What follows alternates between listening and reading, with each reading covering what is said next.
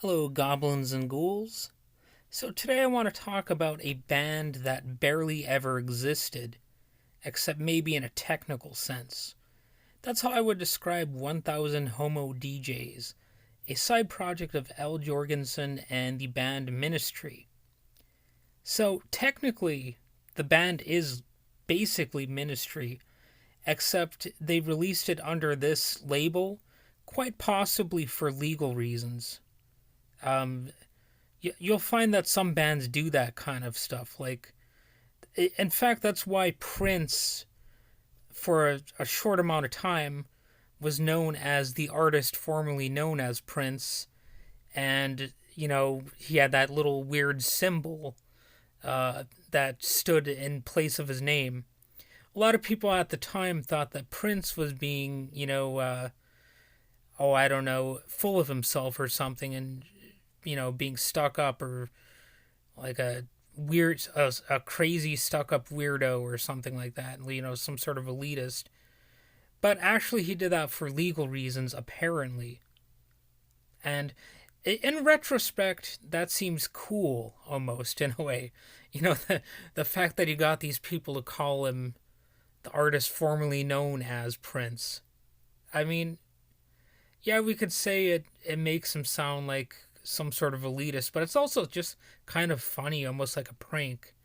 But anyway, as far as I know, 1000 Homo DJs was kind of like that, because quite possibly he didn't want to put these songs on a Ministry album, or maybe he wasn't able to legally do it. So we ended up with this little album. Basically, people only really know this band for their cover of Black Sabbath's song Supernaut, which actually is a pretty solid cover, and I'll talk about that a little bit more in a moment. Now, the other three tracks they're known for, in my opinion, they're not very good. Two are basically listenable tracks, but they're actually kind of on the boring side. Um, Lyrically, they're okay.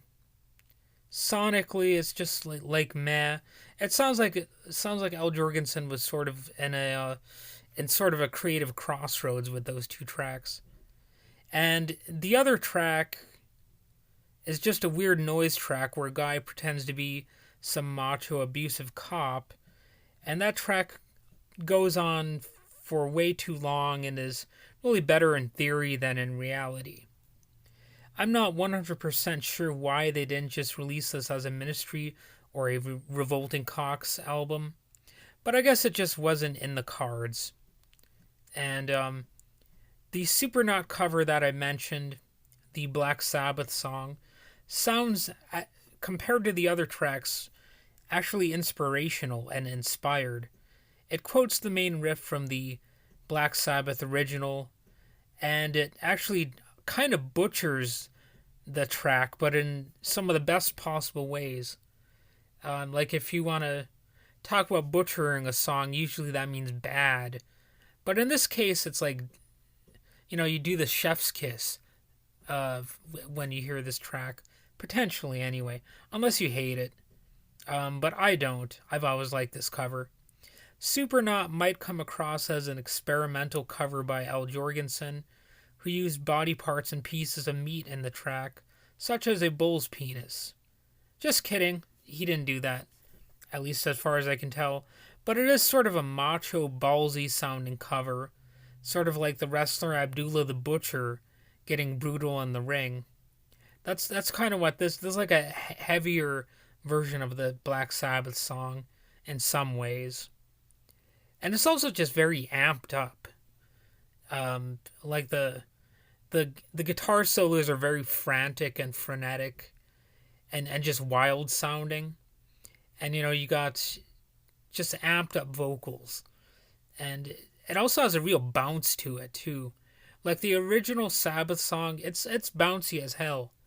And this one definitely recaptures that sort of bouncy Sabbath magic. And you've got the samples in the song like a lot of Ministry songs have, and really the sample at the intro of the song, which is of course about drug use. It's a pretty kick-ass sample. Um, you know, I don't really want to encourage drug use on this podcast or anything, but hey, in the song it works. It's a cool sample. What can I say? Anyway, after this release, 1000 Homo DJs really never went on to release another project, which may or may not be bullshit depending on your point of view. Like if you hated these tracks, then you're fine with it. But if you really like Supernaut, you might be like, well, how come they didn't do more stuff, right?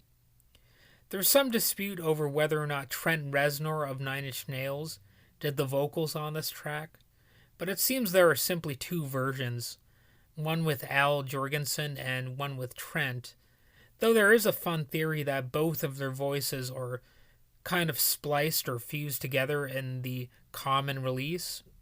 But that's apparently just an urban legend. And both Al Jorgensen and Trent Reznor seem to have disputed that claim. The cover song is basically a Ministry track now, though, in any case, as it can be found on albums with that band name, and you can surely find video clips for the song live in Ministry concerts, and they actually did release it officially, under that name, as I just said. But also, like I said earlier, Ministry is basically synonymous with 1000 Homo DJs, yet technically not at the same time. It's one of those weird, dumb musical things. The band either officially or unofficially disbanded sometime between 1988 and 1990 when this project was released. So I really don't know much about the background of this recording. You might be inspired to listen to 1000 Homo DJs Supernaut after someone says you're a wanker, however.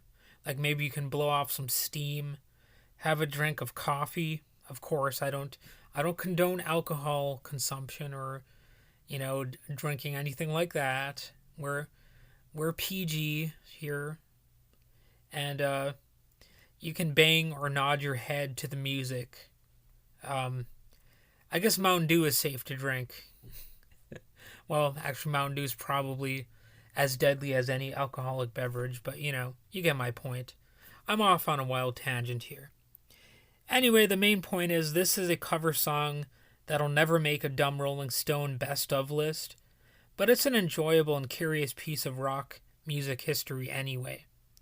So, really, it's hard to convey the quality of a song when I'm just talking about it, but it's a pretty killer cover song anyway.